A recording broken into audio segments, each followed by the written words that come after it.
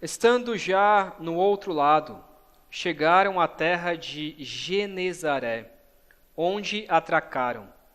Saindo eles do barco, o povo logo reconheceu Jesus.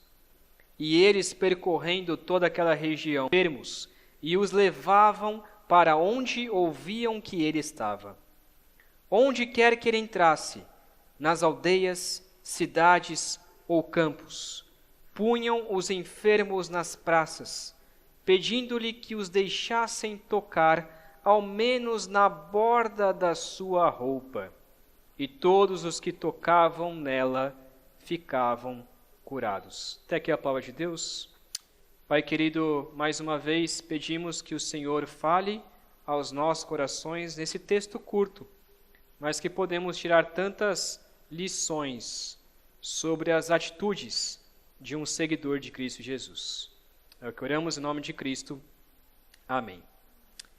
Recentemente, quando a gente foi lá para a conferência da COM, em Fortaleza, eu e a Priscila, nós escutamos um testemunho que para nós chocou bastante, né? E acho que a Priscila já deve ter repassado esse testemunho inúmeras vezes para as mulheres, né? E acho que eu até contei também uma vez aqui.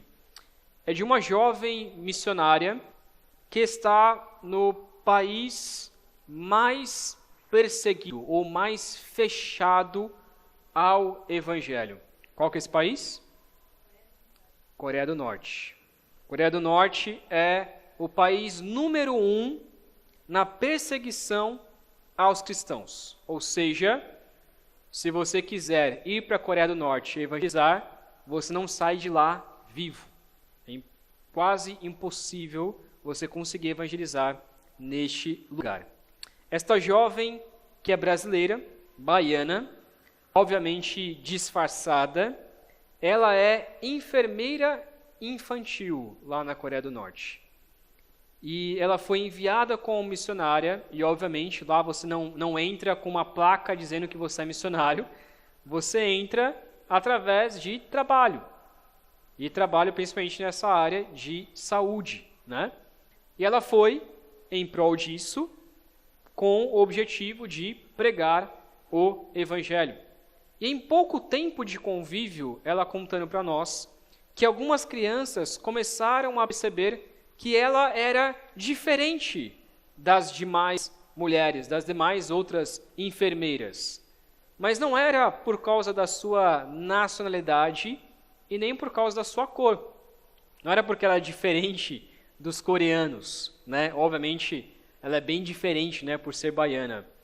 Mas algumas crianças começaram a perceber que ela tinha um agir diferente que não era normal de uma pessoa. Ela era diferente das outras enfermeiras.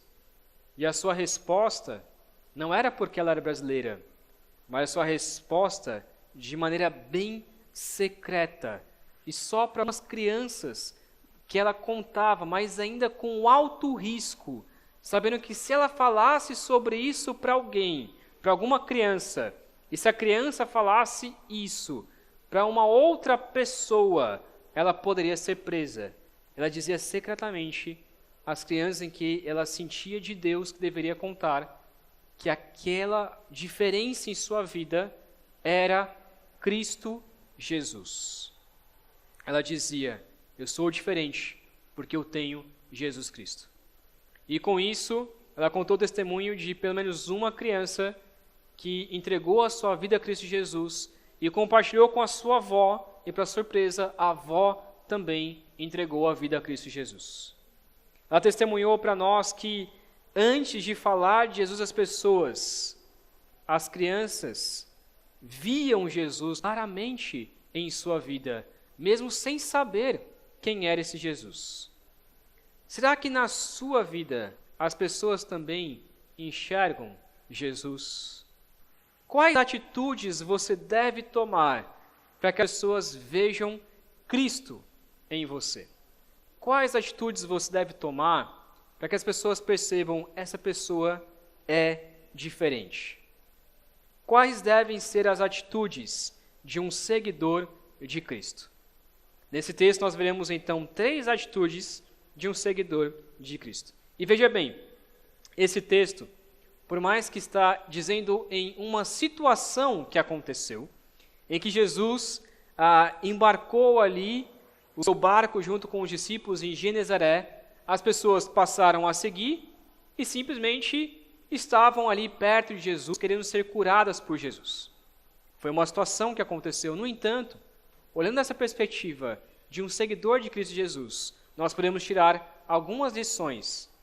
Aquelas pessoas estavam seguindo a Jesus, Senhor, mas as atitudes delas nos ensinam também como deve ser a nossa atitude, agora sabendo quem é Cristo Jesus. Primeiramente, você pode passar para mim, Babi? Primeiramente, reconhecer quem é Jesus. Versículo 53 e versículo 54, que diz assim: Estando já no outro lado, chegaram à terra de Genezaré, onde atracaram. Saindo eles do barco, o povo logo reconheceu Jesus. Vamos lembrar então o que acontece, o que a gente viu no último texto, na semana passada. Jesus, ele estava com os seus discípulos, estava do outro lado do mar, da Galileia, e então os discípulos vão à frente e Jesus fica para poder ficar. E aí o que acontece?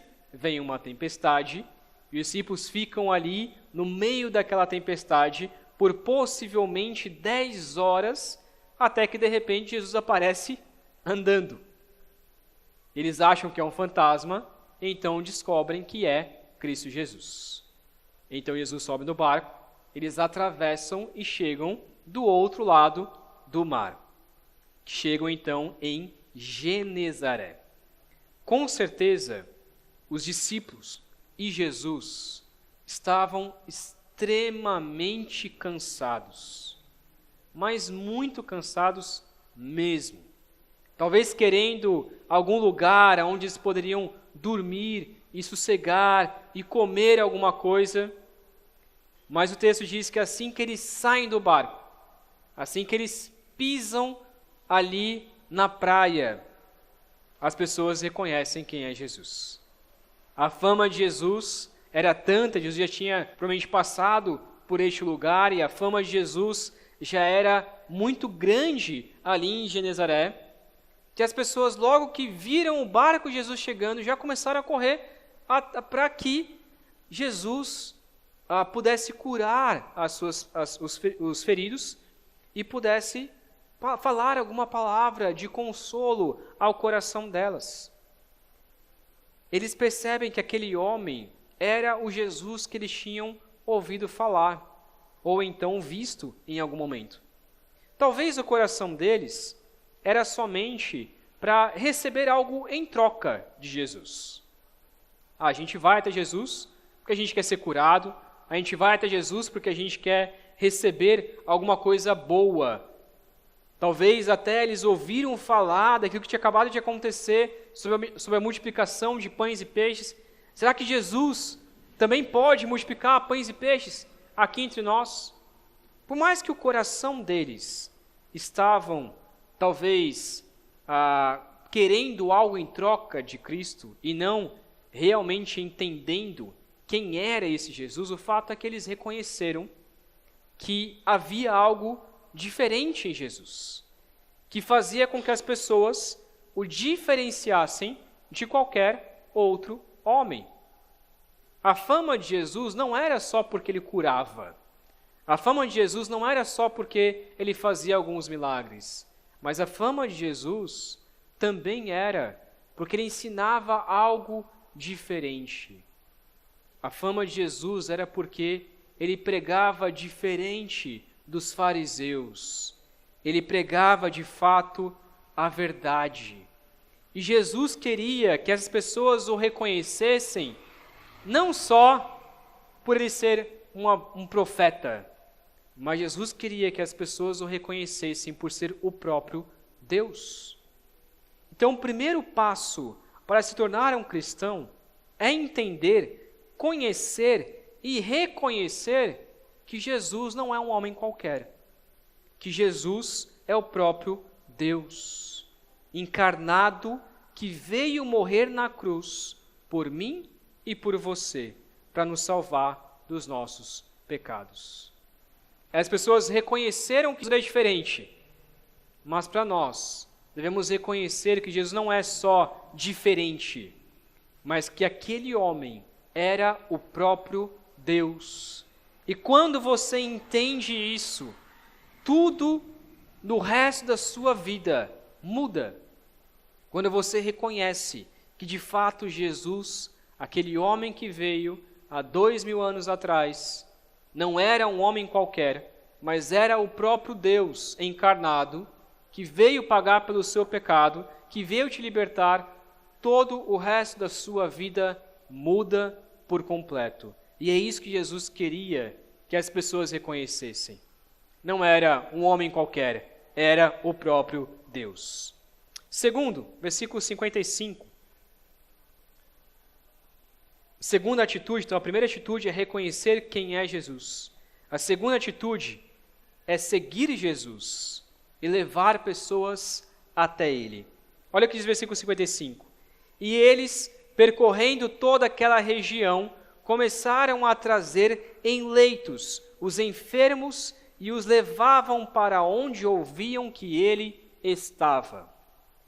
Então Jesus começa a caminhar, lembrando que essa história começa lá quando Jesus é rejeitado em Nazaré. Ele sai de lá sendo rejeitado e agora em Genezaré ele está sendo totalmente aceito.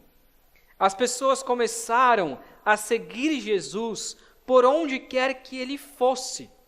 Aonde Jesus ia, tinha uma multidão seguindo atrás.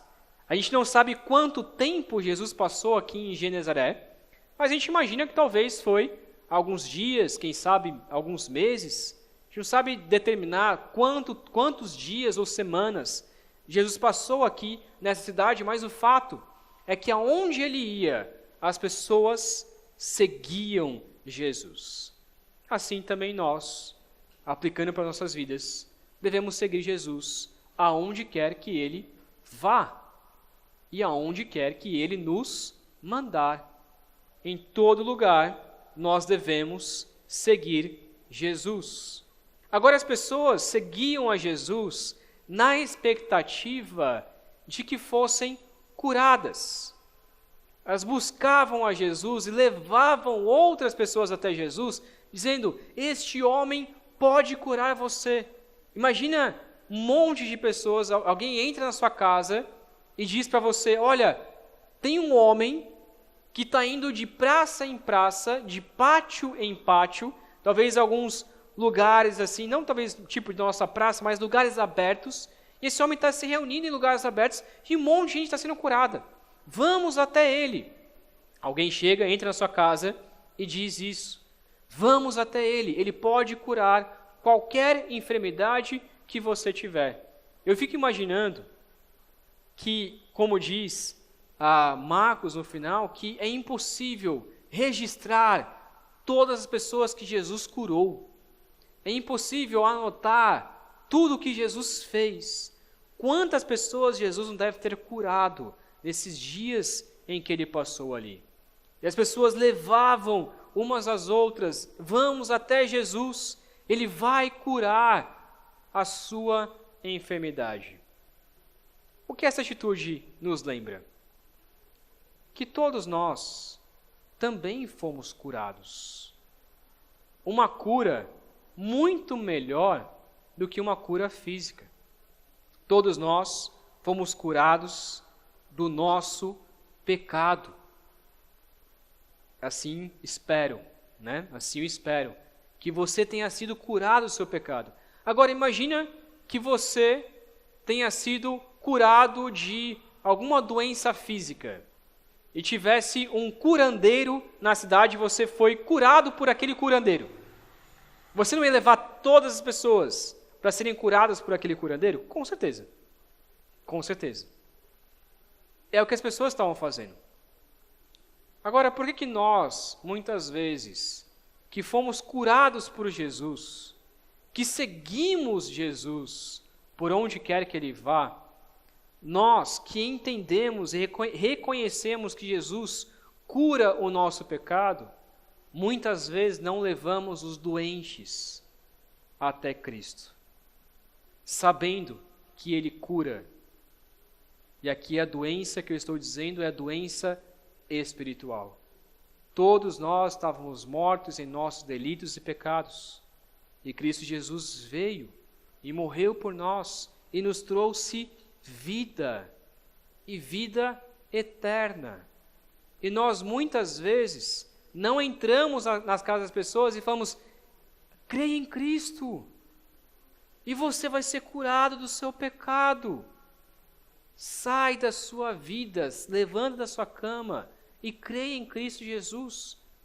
Levante do seu leito de morte, porque Cristo Jesus pode curar o seu coração do pecado. Porque nós muitas vezes não fazemos isso, sendo que essa é a atitude que nós devemos fazer. O verdadeiro cristão sabe que Jesus já curou o seu coração do pecado. No entanto, e portanto, na verdade, ele anda na esperança de que um dia ele vai ser completamente curado. E ele anda falando para os outros, falando para todo mundo: se você quer ser curado, eu tenho a solução. Eu tenho a pessoa que pode tirar você desta doença maligna que é o pecado. Nós muitas vezes nos importamos muito mais com doenças físicas, com recursos, com a saúde física, mas pouco nos importamos com a saúde espiritual que as pessoas enfrentam, ou a doença espiritual que as pessoas enfrentam. Nós temos a solução e muitas vezes não fazemos como esses homens fizeram. Seguir Jesus e levar pessoas, levar os doentes até Ele. E nós podemos fazer isso. Nós temos este poder. Nos foi concedido este poder do Espírito de levar Cristo às pessoas para que elas sejam curadas. Primeira atitude, reconhecer quem é Jesus. Segunda atitude, seguir Jesus e levar pessoas a Ele. Terceira atitude, versículo 56. Pedir o suficiente de Cristo. Pedir o suficiente de Cristo. Onde quer que ele entrasse, nas aldeias, cidades ou campos, punham os enfermos nas praças, pedindo-lhe que os deixassem tocar, ao menos, na borda da sua roupa. E todos os que tocavam nela ficavam curados. Aonde quer que Jesus entrasse, o lugar onde ele entrava nos povoados, ele entrava nas cidades, ele entrava nos campos, qualquer lugar que ele ia, as pessoas eram curadas. O que é interessante, primeiramente, de pensar aqui, é que Jesus não ficava em um lugar só. Jesus ele ia por todos os lugares. Eu tenho falado isso algumas vezes. Jesus não ficava só na cidade, ele ia também para os campos, ele ia também para as aldeias. E aldeias aqui seria, no nosso caso, para os povoados. Não se importava só em ficar no centro da cidade, ele também se importava qual povoado não tem Cristo ainda. E Jesus ia até aquele lugar. E assim também nós devemos imitar a Cristo nesse sentido. Mas o foco aqui interessante é que as pessoas pediam que tocasse na borda da roupa de Jesus. Essa parte da roupa de Jesus, ela ficava, essa borda, né? Lembrando que as vestes daquela época era como se fosse um vestido. Os homens usavam isso, as mulheres usavam isso, era uma veste comum, então não é um vestido como a gente imagina vestido de mulher hoje, mas era uma túnica, algo longo. E um judeu, um mestre, um rabino, como Jesus era, eles usavam, ou então não só um rabino, mas um judeu bem devoto ao Senhor, eles usavam na borda da sua roupa algo chamado tzitzit. Tzitzit, não é difícil esse nome. Que era um cordão ou 3 cordões amarrados nessa extremidade da roupa, para lembrar quem usava isso, o portador, de obedecer os mandamentos de Deus. E isso com base lá em Números 15 e Deuteronômio 22. Então, ele usava, provavelmente as suas vestes, a gente imagina, né, Jesus indo de branco e aí usando aquele manto assim, vermelho, né? A gente imagina geralmente Jesus assim. Mas provavelmente as vestes de Jesus eram um amarelo meio sujo com alguns detalhes azuis, porque era a forma como os judeus, os mestres, se vestiam naquela época. E aí dentro, no pé ali de Jesus, tinha esse tzitzit, que era para lembrar ao portador, a quem estava vestindo isso, lembrar de guardar os mandamentos de Deus. Não quer dizer que Jesus precisava lembrar de guardar os mandamentos, obviamente que não. Mas era uma forma dele mostrar para as pessoas que ele estava sim cumprindo toda a palavra do Senhor, todos os mandamentos. Agora, a atitude dessas pessoas demonstra uma humildade em reconhecer que não são dignas de tocar em Jesus, apenas na ponta da sua roupa, e que nem fazia parte da sua roupa, era apenas um cordão que estava ali arrastando no chão, talvez até mesmo sujo, e as pessoas então iam e se ajoelhavam diante de Jesus, atrás de Jesus, e encostavam naquele cordão. É semelhante à atitude da mulher com fluxo de sangue, lá no capítulo 5. Se eu ao menos tocar na borda das suas vestes, eu serei curada. Talvez as pessoas já conheciam essa história dessa mulher. Falaram assim, bom, se essa mulher foi curada só de tocar nas bordas, então nós também podemos ser curados só de tocar nas bordas. Isso era uma demonstração da sua fé em Cristo Jesus, por meio desse ato humilde. Eles não estavam exigindo algo, mas estavam pedindo encarecidamente que Jesus as curasse. Muitas vezes, nós não temos essa atitude dessas pessoas.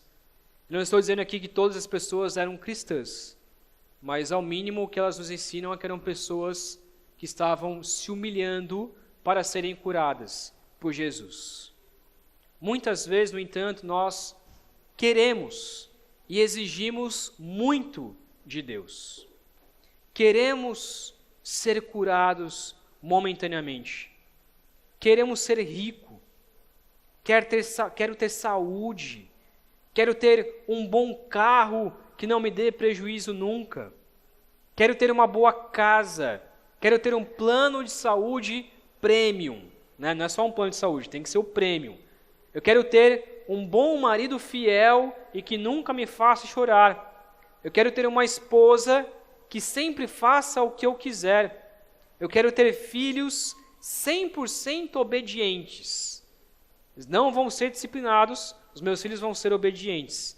Eu quero ter um patrão que me deixe em paz, sem me importunar e sem mandar em mim.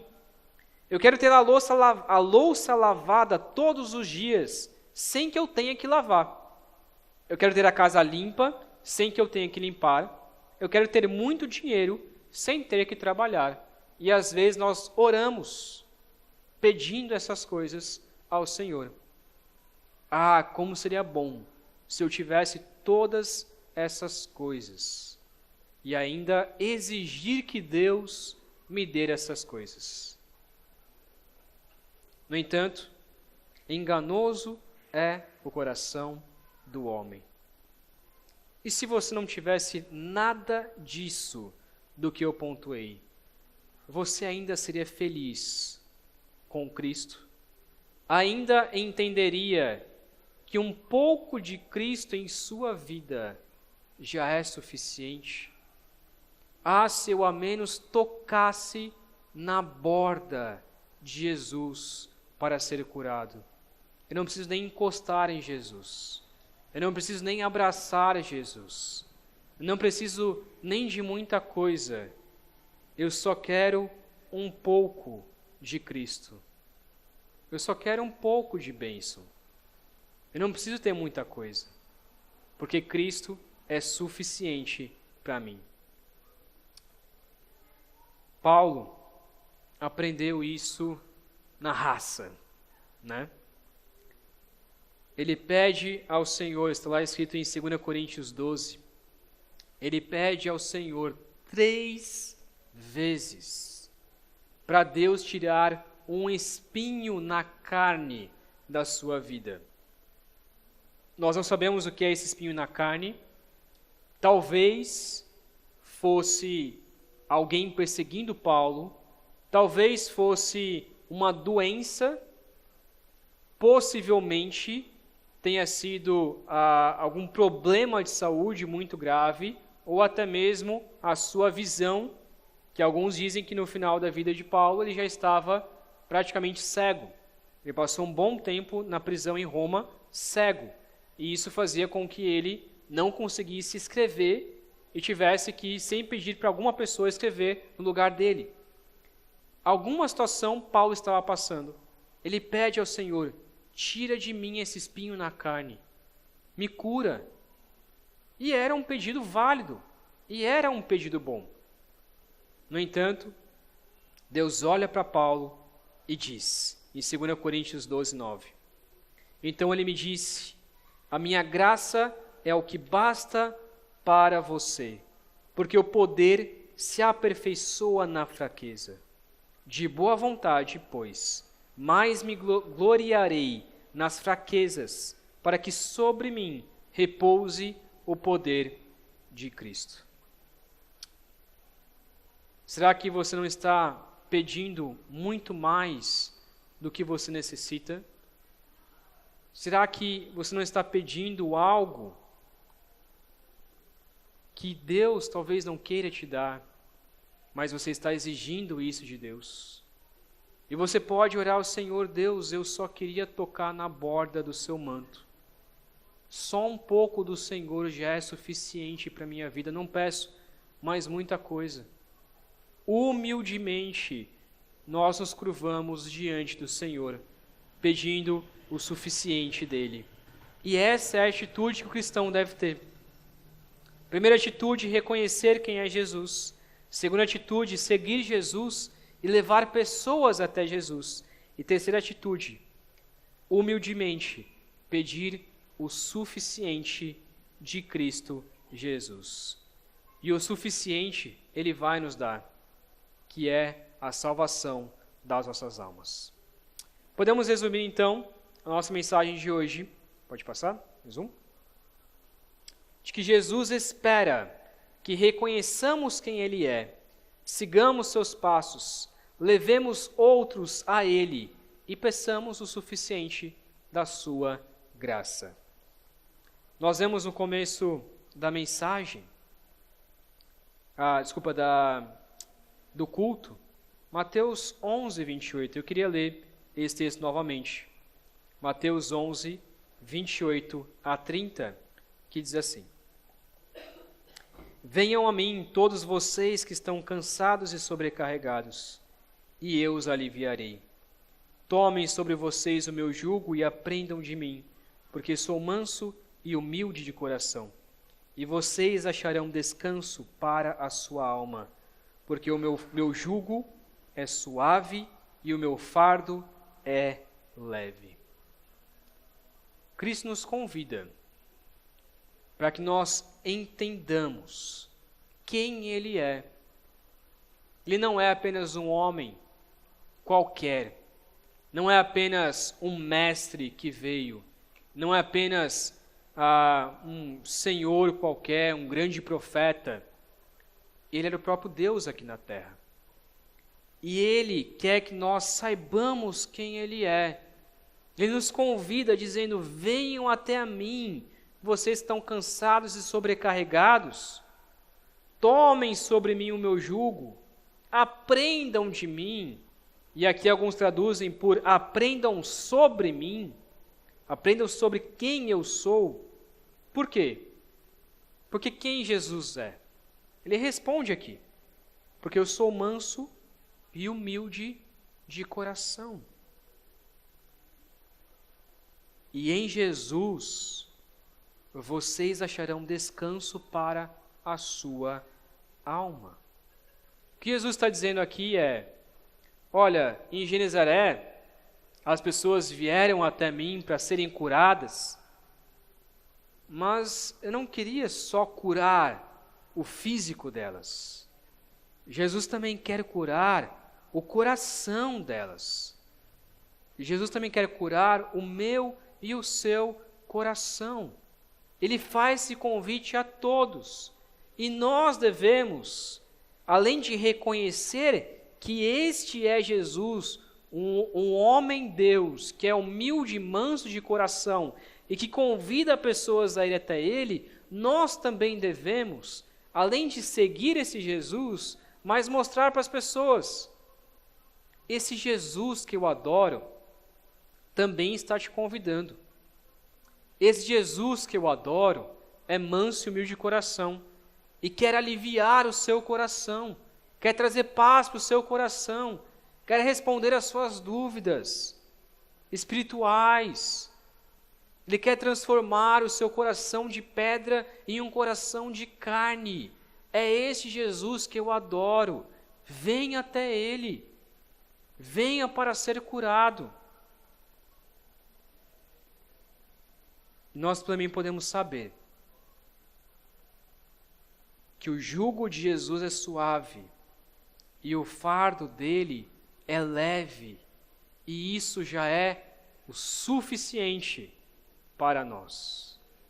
Só o fato de Jesus ter morrido na cruz por nós, para nos salvar dos nossos pecados, para nos tirar do inferno e nos levar até Deus, dando a esperança e a certeza de vida eterna, que um dia viveremos eternamente no céu, isso já é o suficiente.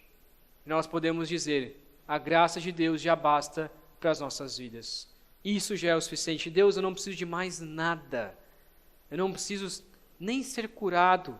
Eu não preciso nem de um carro. Eu não preciso nem da pia limpa todos os dias. Eu não preciso nem de um marido tão bom assim, pode ser um mais ou menos, ou uma esposa que me agrade o tempo todo. Não, pode ser uma esposa comum. Não precisa ser, minha vida não precisa ser perfeita para que eu possa me alegrar no Senhor. Não, a sua graça me basta. Senhor, eu não preciso ter filhos 100% obedientes. Só de ter filhos já é bênção de Deus. Eu não preciso ter uma boa casa, só de ter um teto já é graça do Senhor, já é o suficiente, porque tudo o que eu preciso eu já tenho, que é a salvação da minha alma. Para encerrar então, 3 atitudes de um verdadeiro cristão: reconhecer quem é Jesus, seguir Jesus e levar pessoas a Ele, e pedir o suficiente de Cristo. Vamos orar? Pai querido, obrigado, meu Deus, porque podemos confiar em Ti. Podemos confiar de que o Senhor nos ama de todo o seu coração, de que o Senhor enviou Cristo Jesus para morrer na cruz por nós, e por meio disso nós podemos ter a certeza da nossa salvação. Ó Pai, essas pessoas em Genezaré buscaram ao Senhor, talvez com corações sinceros, ou talvez só para serem curadas.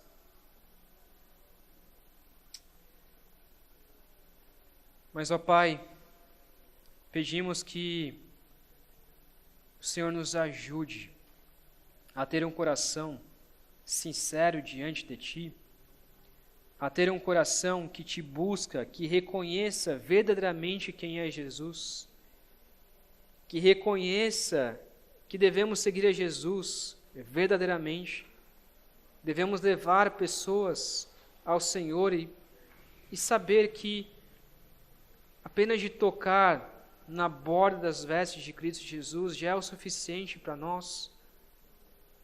Apenas receber a salvação, que já é muito mais do que nós merecemos, na verdade não merecemos nada da sua salvação, já é o suficiente.